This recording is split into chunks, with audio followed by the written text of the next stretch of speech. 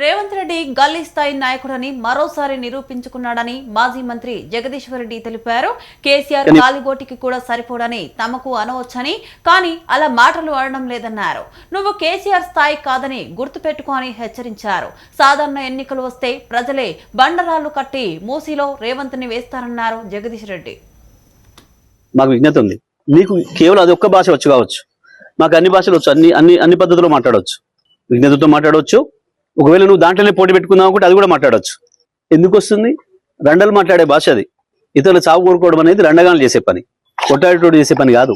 ఒకటి దంతుంటే ఇంకోడు కింద పడి బొర్రెటోడు మాట్లాడే మాటలు అవి, శాపనార్థాలు పెట్టే మాటలు. ఎప్పుడు నీ పెద్దనని ముట్టుకోలేదే కేసీఆర్. నీది కంపు నోరని తెలుసు, నీది మురికాలో కంటే అధ్వానమైన నోరని సంగతి కూడా తెలుసు. నువ్వు కేసీఆర్ స్థాయి కాదు, ఆ విషయం మొదలు గుర్తుపెట్టుకోను. ఏదో తంతే పొరపడ్డాడన్న సామెతతోని అది నిజమైన పద్ధతుల్లో వచ్చి కాసేపటికి ఆ పదవిలో పడుండొచ్చు నువ్వు, కానీ నీది ఆ స్థాయి కాదని మరోసారి నిరూపించుకున్నావు.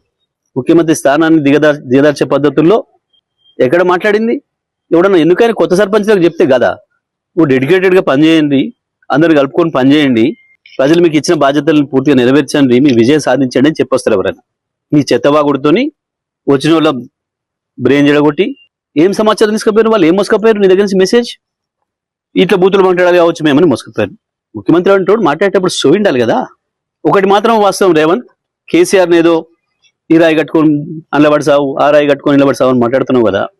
ఒక్కటి వాస్తవం నేను చెప్తున్నా, సాధారణ ఎన్నికలు వచ్చిన మరుక్షణమే ప్రజలు నువ్వు ఎక్కడ రోడ్డు మీద కనపడ్డా తప్పకుండా ఆ బండరాలు నీకు గట్టి హుసేన్ సాగర్లోనో మూసిలోనో పడేస్తారు.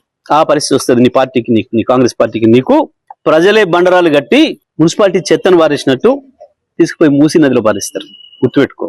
కేవలం సబ్జెక్ట్ లేక, కేసీఆర్ చెప్పిన వాటికి ఆన్సర్ చెప్పలేక, సమాధానం చెప్పలేక, దొరికిన దొంగలాగా దాని నుంచి పక్కదారి పట్టించడానికి ప్రజల్ని ఇటువంటి బూతు మాటలు ఎత్తుకుంటున్నాడు.